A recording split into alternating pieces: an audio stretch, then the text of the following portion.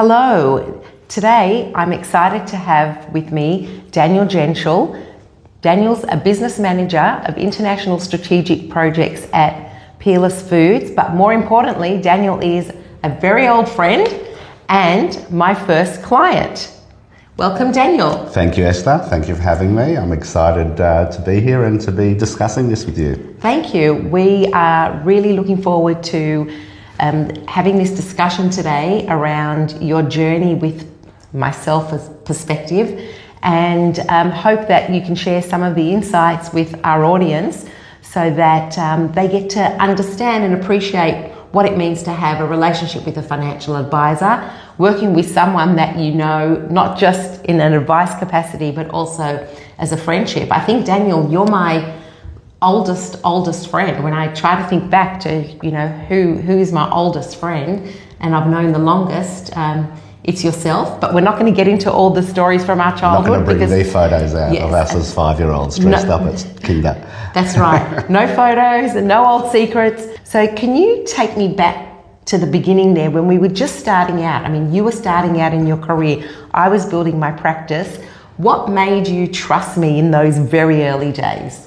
So I think it goes back to, we've known each other for so long now, and you would, I suppose if you were to describe me, I am very much like to be in control. I like to know what's happening. I like to know the information. So I think originally it was probably a difficult discussion in my mind and in my wife Sally's mind about bringing someone in that we know and that we're friendly with to really oversee and be involved in something that is quite personal. Mm-hmm. And I think Australians are quite personal with their finances. I find when I travel overseas for work, people in some countries are much more willing to tell me how much they're earning or how much they're making. I think generally, I don't know if you would agree, that Australians are quite conservative and like to keep that quite private. So when you merge those two things, having a close friend and then opening yourself up to really, your financial current well-being, where you want to go, the structures, how much you're making, there is an element of trust that's involved. And I think at the beginning, to be honest, Esther, It was hard, like it was like, do we want Esther to know all our dirty laundry in a way? Yeah. And not that it was all dirty, but the truth is that I'm sure with most of your clients, when you start, there's a lot of structuring that needs to happen. There's a lot of different ways to plan for them, and also you might be undoing some of the work that they thought they were doing right, but they have to be rejigged and reformulated. So like I said, it wasn't an easy decision, I think, not so much because it was Esther, but just because it could have been any friend. Right. And the other thing was because you were new to it. So yes. I think a lot of people say, well, I'm going to go for someone that's got 30 years experience, etc. But when it came down to it, I think it was trust over capability at the time, because you were starting out. Mm-hmm. So it was more about, why wouldn't we give Esther a go? She's going to have our best interest at heart. And I think we were both similar ages, so we knew that we were going to go through this journey together. So I think we were putting trust over capability at the beginning. And then as your capability grew over the years, and it's been many years now that we've been working together, we can see that your capability and your upskilling has helped us in a lot of ways, being able to find new plans, restructure, take a fork in the road, etc. So overall, I think that it has a lot to do with trust. If I'm talking to other people looking at, talking to you or other financial planners, I think trust has to be a big part of it. Right. I would definitely agree. I mean, there is, as you know, so much personal details that we go through when we look at people's finances. People think sometimes it's just a matter of looking at dollars and cents, and it's not. We go way deeper than that. And I often talk about the concept of safety, feeling safe, making my clients feel safe, being safe in my workplace, making my employees feel safe. And to really be safe, you've got to trust someone to be able to open up enough. And I can't really do my work properly if I don't have you opening up and sharing really what's important to you. So that's interesting. And at the time that it was you were young, I was young, but it was still a conscious decision that you made that trust had to come first, and capability over time, will grow. I have this concept where when I am mentoring younger advisors and they feel that it's going to take them 30 years to learn everything, I mean, I'm not even quite at my 30-year mark yet, is that there's this concept of if you know one thing, teach what you know to someone else, and then come back and as you learn the next thing and the next thing, to share it. And I think that is what happened in our relationship. At that time, you didn't need a lot of things. Life wasn't so complicated. So the one or two things I knew then served that purpose, and then over time, it evolved from that. I think the other thing is that with financial planning, people don't realise that you are also opening yourself up to your ambitions and your hopes and your aspirations, and that's quite personal as well. Yeah.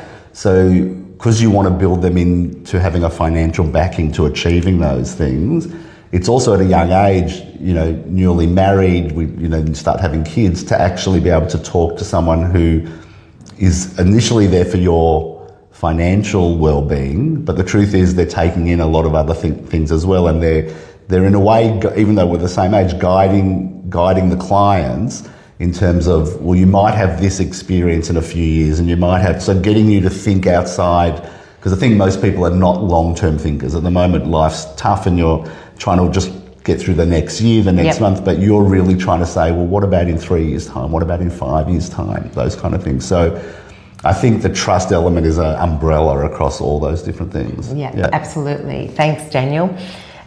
So you had some goals when we started out, okay? And when you think about the journey that you've had over time, how do you feel about the goals that you have achieved, and that the various milestones that you've achieved over the last couple of decades, because it actually has now been over 2 decades that we've worked together. Have you been conscious as you've achieved them, or do you keep setting new goals, and how do you feel about the aspirations that you have? And we'll talk later about where you are now and where you hope to be a bit later, but when you look back and think about those different milestones that you had, how do you feel about the successes that you've achieved over time? So I think that I'm a very goal-orientated person. I'm a very structured person. I think also that's why we aligned early, because in a lot of ways you're organised as well. You like to be ahead of things, similar to me. And without sort of talking out of school, my partner, my wife Sally, is not like that for her own reasons. That's just the way that she structures her life. So in terms of setting the goals, I think when I was younger, I think like a lot of people, I was chasing the dollar. Like it was just about, how do I make more money at work? How do I make more money out of investments? Probably short term, like, when you buy a share, you want the share to go up in the first month. It wasn't about, month, the first month, what about the first day? And I remember even going back to those early days of, having shares and, looking at them every day and trying to work out what the gain, and it wasn't hundreds of thousands of dollars even then. So I think the goals early on, and I always remember that, I set goals very early on, because like both of us, we both worked from an early age. We always had jobs and things like that. But probably from my 30s, by getting to 30, I wanted to earn a certain amount. By getting to 40, I wanted to own a certain amount. By getting to 50 now, and in our 50s, it changes again. I don't think if I look back, the goals would change that much now, because goals are also set by circumstance. I mean, a lot of people say you can change your destiny, but the reality is you are confined to a job or to a city you're living in or to a certain lifestyle, etc. So I think that the goals purely have changed about what's important in life, because we all go through the early days where we think money's going to make us happier. And then I think once we have kids, or people that are relying on us, that focus turns more about them. Are they going to be looked after? Can we support the family? And then, when my kids have grown up now and I'm lucky enough to have a few grandkids, the focus changes again. It's about how can we help them? Right. So those goals have changed in terms of financially. My personal goals have probably stayed the same. You know me, I just like to contribute to my work, to family, to community. I like to be active all the time with hobbies and stuff like that, and I could go on to I'm very involved in men's health and men's mental health, and I think financial security is a big part of that, which sometimes if people haven't set those goals, and circumstances always the way, it could be all different things, but I think when I see men my age, I feel like there are three kind of categories that they're dealing with. It could be relationship, it could be health, but a big one is finance, about how they're dealing with finances if God forbid something hasn't gone right for them, or that they just haven't planned properly, or they haven't got the right advice. Yeah, it is unfortunate that people make some decisions sometimes earlier in life that has a consequence right through their lives, and it's only later that they step back and look at what's going on and say, how did this happen? And that's why I try to encourage as many people as possible to go and see an advisor. If not me, see someone else, just to have that objective overlay so that someone can point things out to you. So hopefully you don't have to go and learn those really hard lessons, because time is everybody's best friend, and we all, we've all got limited amounts of time, and we want time to be most effective. So do you think you've learnt to be a little bit more patient with watching the successes come over time, because your priorities change over time, and that you focus on family, and now you've got grandchildren, which is wonderful. So have you learnt that with wealth you do need to be a little bit more patient, and then the benefits of it do eventually present themselves? So I remember one time I can't remember the exact, it was some kind of investment that we changed, and the market turned like within the first 6 months, and I remember writing you an email like, wasn't this a great investment? And you were sort of came back with a calming effect about, this is not short term, this is long term. Can't remember exactly what it was. Probably if we pulled out the emails, we could find it. But I think that's a reminder about where a financial planner and someone that you trust is like a rudder on the ship. Like basically, I think the clients are like, just want to put it on full speed, and they want everything to work, and they want everything to be bigger and better, and they want the returns to be, bigger than they were last year. And I think where you've helped us, and I presume financial planners that are good at their jobs at doing this, is that you're able to take a perspective and also set that rudder in terms of saying, no, we had a course, we decided that we're going to go on this course, there are going to be waves that come towards us, but we're going to be fine, but we've got to get over that wave. And I think, it's not a matter of, I think, me changing so much, it's more about trying to just understand that life over the journey is going to throw things at us that we weren't prepared for, and a lot of that is going to affect things financially. So whether it's something broken in the house, or whether it's a good thing like a wedding that's coming up, or whether it's something that you didn't expect, that you have to help someone and pay for something that that you're trying to help a friend, and all these things, no financial planner can say this is going to happen in this year. But what they can do is say there are going to be these challenges throughout your life.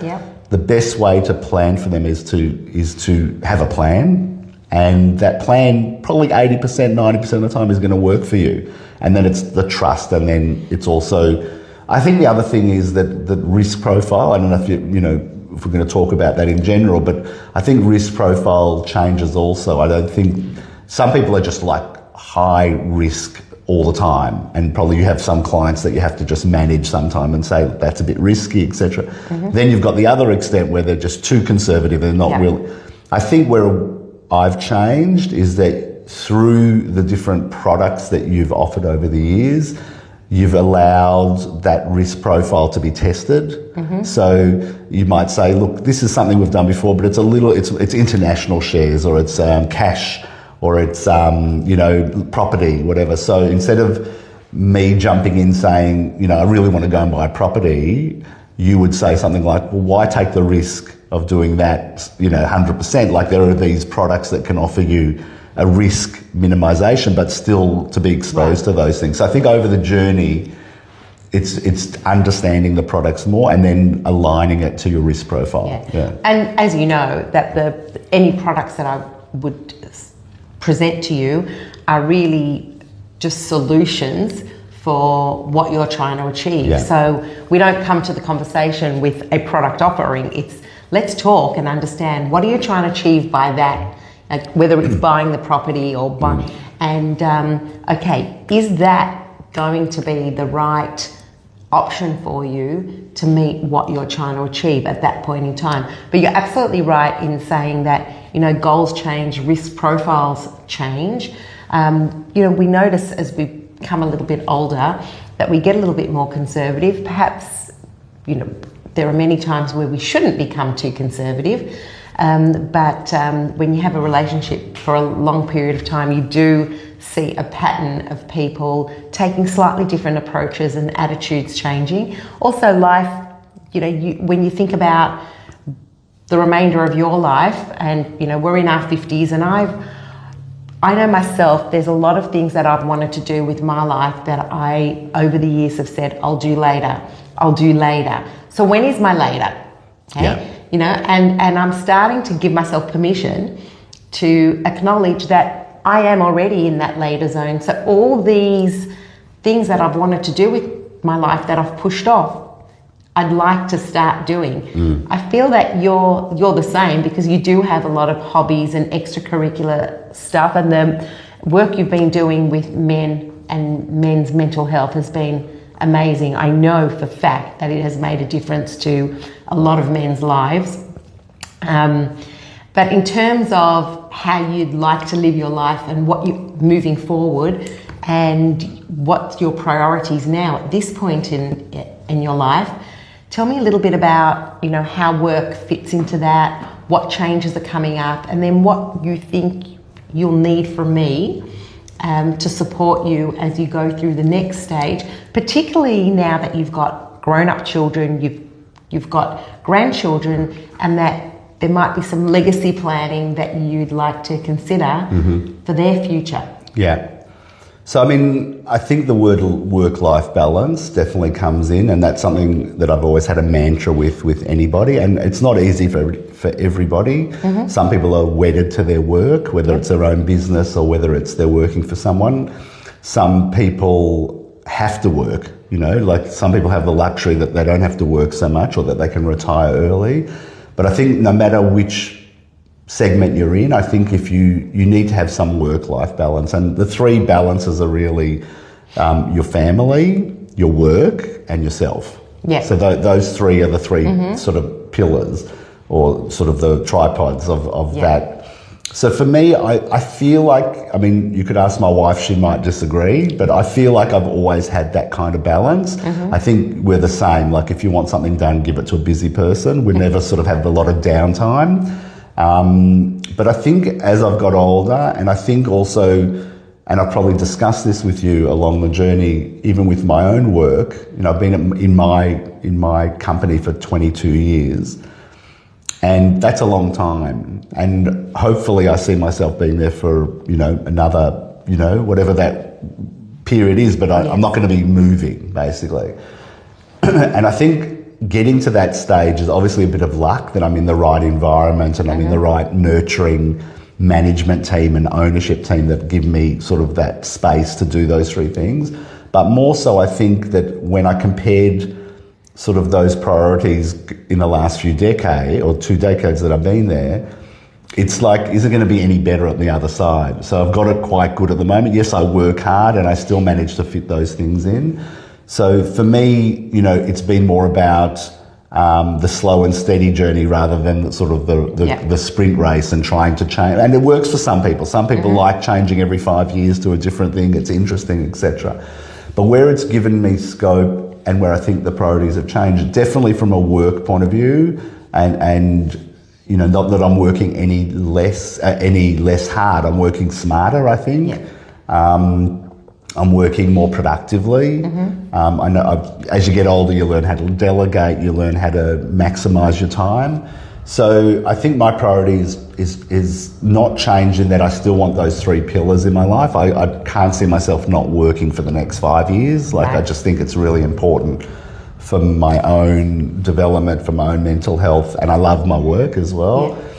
And then from a family and me point of view, they kind of merge and mesh in a way, because the me time now is that I want to spend time with my grandkids or with my wife or with my kids. And like you know, we're a close family with the kids, so you know, I'm lucky that I've got that ability to spend more time with them. And I think working hard and sort of having that consolidation that we've worked on for so long has actually enabled that, because, you know, yes, I can't retire tomorrow, and that's just a circumstance, right? If I won $20 million, yes, maybe, even though I probably wouldn't. But what I'm trying to say is that the structures that I think we've worked on, the plans that we've worked on, have given us the foundations of building something that every year we're building towards something. So if that time comes earlier, we'll be ready. So I think that's a really big advantage for myself and my wife Sally, that we know that we've worked hard, we've been disciplined. I think disciplined, we didn't use that word, but I think we're probably high on the discipline level if you look at your clients. And we stick to things. So I think that those combinations have given me the ability to, yes, it's been like an evolution of different aspirations. And if I go back to it, it was, you know, very much about making, building and consolidating now. I think also now you get to a point in your 50s, you know, when I talk about making it, I'm saying, you know, I'm not going to have a business that I can sell for $50 million. I'm not going to have that kind of wealth, right? It might come by luck, but I think you get to a point where how much do you really need to be happy? And I think that's where you start. I find in your 50s you start to work it out, because you're talking to other people, especially guys, and you're saying, you know, if we retire at 65, how much do you think we need? And I think the figures that most of the friends that I have they are a lot higher than they probably think they need to leave. I'm not talking about living in a really extravagant lifestyle. I'm talking about the lifestyle that we're living now, traveling a bit, and it's if you work hard at it, and I think that's where we've done it. It's not as much as people sometimes think it is. It is a lot, and you need to work there. But I think in other ways, it just helps you say, well, what kind of life do we actually want to lead, and how long are we going to live? I think the scary part for people our age is that we're going to live a lot longer, please God, right? And I think, and once again, your clients can only come in when they come in. But, you know, I suppose I'm talking to younger clients now, and we've spoken about our kids. You've got to, and I think both of us have been good with sort of financial tuition to them in terms of getting them to understand about their finances. Obviously, some kids are better than others. But I think that one thing is that as we realise we're going to live longer, you are going to need more. And if you can start that process earlier, it's definitely a lot more helpful. Yeah, well, as we said in the beginning, time is against us. Is the best. Well, sorry, you were going to say something different. No, I don't want to think about time being against us. I'm still planning on being here for a long time. No, but what I'm saying is every day you live, like it's one less. But it can, yes, that's right. It's an opportunity for something. I know, that's why we really want to, as a practice, make sure that when we're looking after our clients, we're looking after their children at an early stage, because that time factor that they have makes such a big difference. You have been disciplined. Yes, I've seen various levels of discipline, but I don't really think you need to be that disciplined. You just need a framework.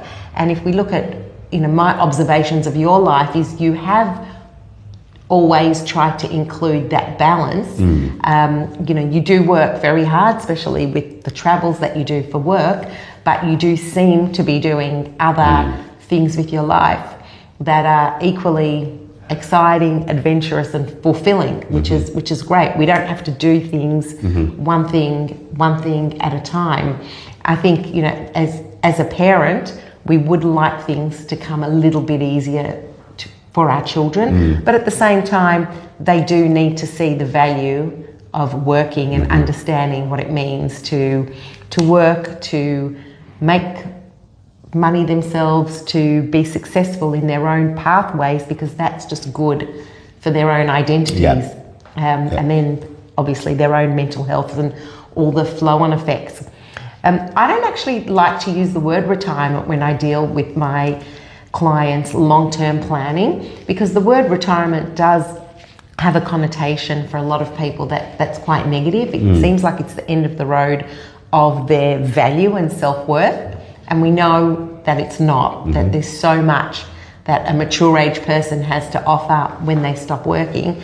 I think of when I'm planning with people, I tend to think more about I call it later, and everyone's later is at whatever point they want it to be, but later in terms of a choice age, where working becomes a choice as opposed to needing to work financially.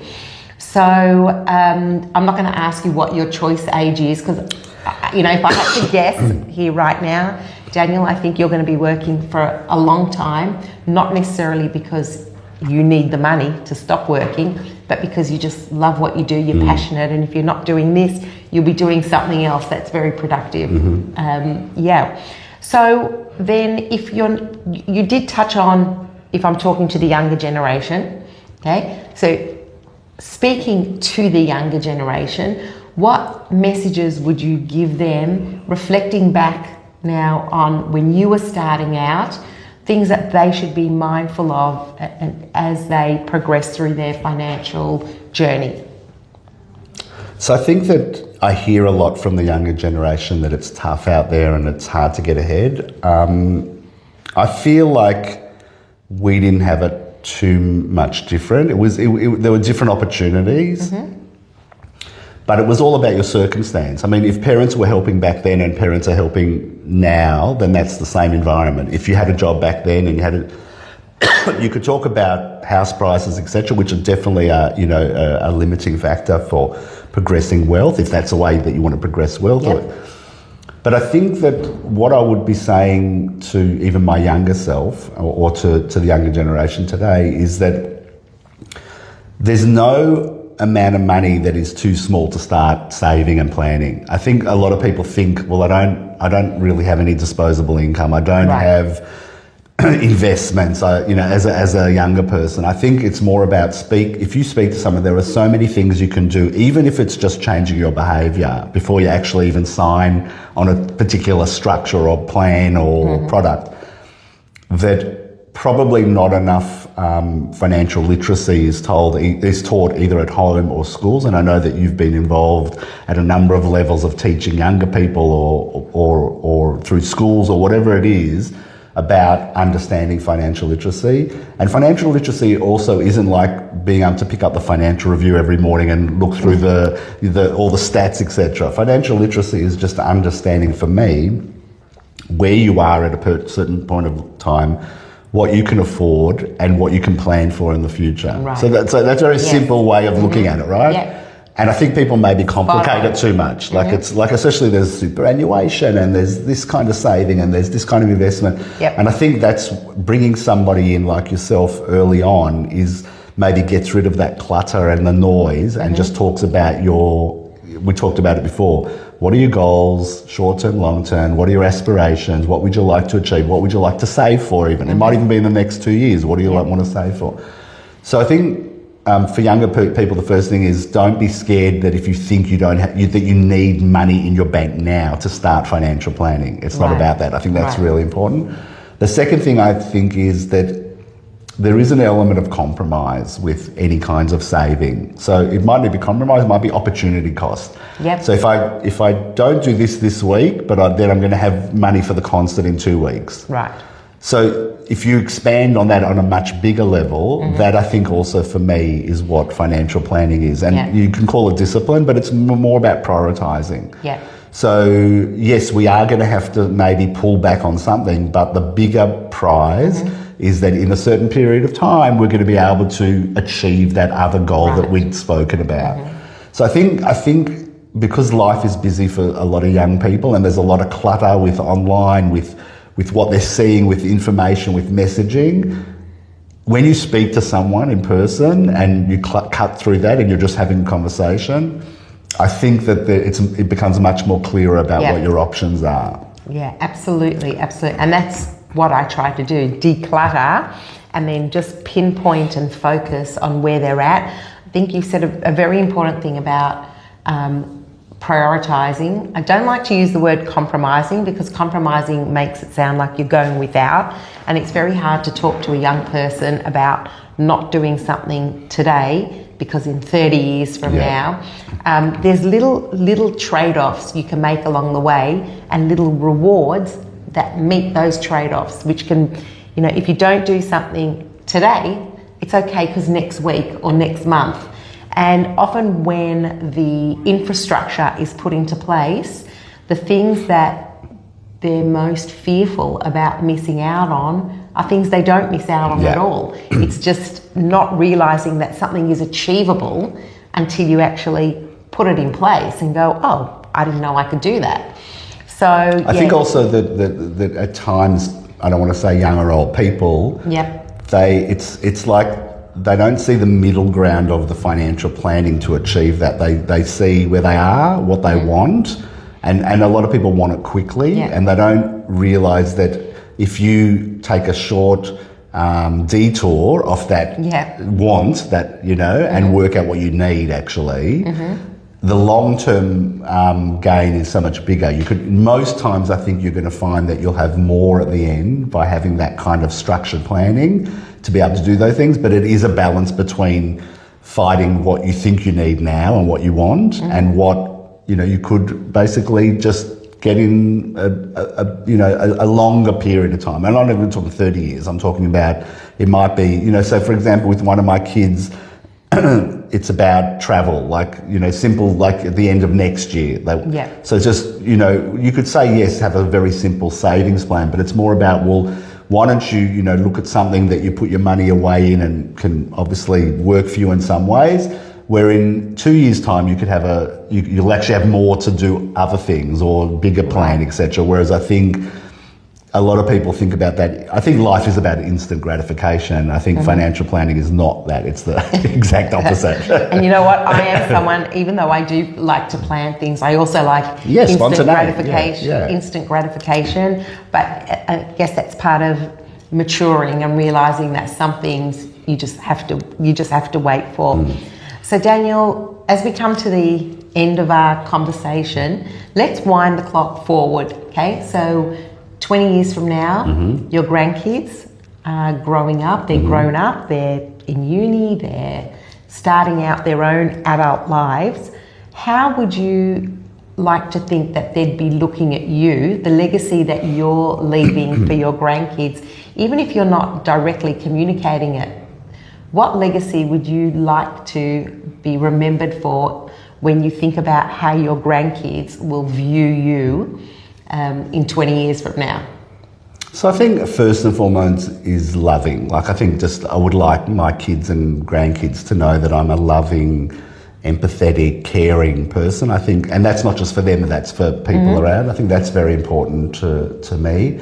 I think that they probably see me already as quite structured and rigid in a lot of things. I'm not in a way that actually helps them because they see that those years of discipline and structure and sticking to a plan and always telling them to have a plan, you would hope that they see some, that I'm reaping some of the benefits of that. We were able to build a house after, it took us a lot longer than a lot of other people our age, but we finally got there and then, we've managed to be able to give them some things, to travel, those kind of things. And I think that they see that as not just, it just appeared, but it was actually years of hard work.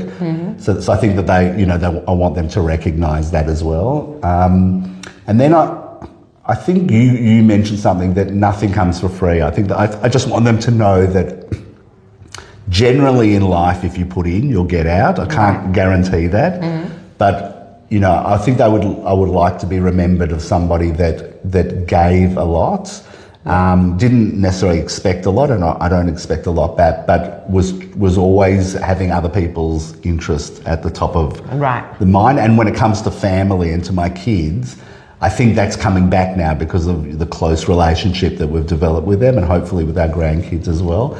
And look, at the end of the day, we've spoken about this, about now starting to put away and to do some structures for the grandkids. So it's things about, they won't reap those benefits till they're older, but hopefully when they do reap those benefits, it's like a wake-up call. Not hopefully not waking them up to it, but it's a reminder that this person actually planned. This person thought about the future, thought about what may be needed, what would be nice to have then, and also I think it's also about becoming a bit selfless, because I think when we're older, it's a bit selfish. It's about what's for me, for my partner.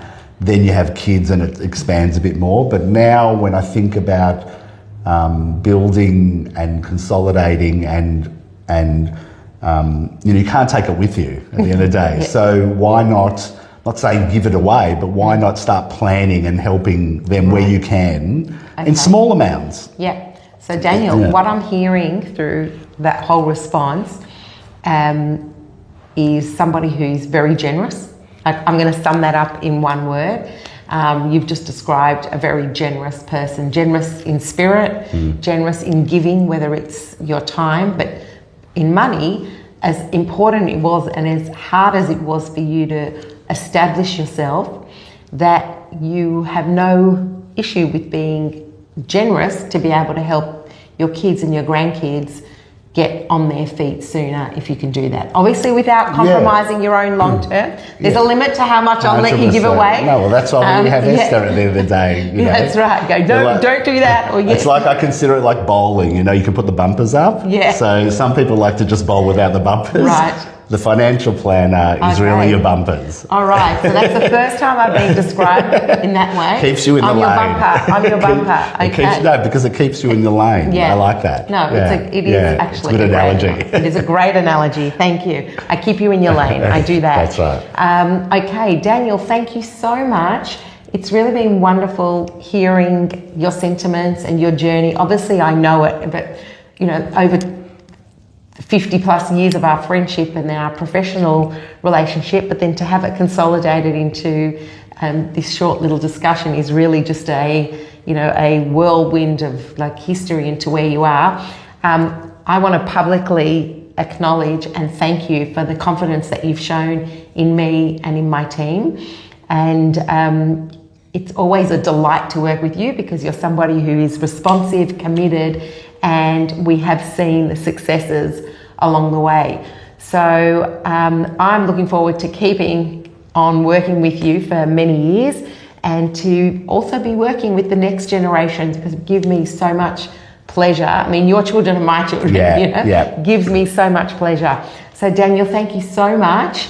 And everybody, just stay tuned. Maybe we'll have Daniel back in another 20 years and see where he's at. And also thank you from Sally and myself to Esther, all the care that you've showed to us. And we've definitely, we've had bumps in the road, but I think where we're at now is a very confident and clear path forward, always planning for something of the unknown. And I think one of the last messages that I'd want to leave to your current and future clients is, and something that I've learned, is never be scared to ask the questions, because I think sometimes the trust is so great that you just let it run. But I think what we've learned is to push back in terms of ask the questions, because Esther's always got the answers, or she'll find out the answer. But it's really important that I think this relationship is developed from an openness and an honesty.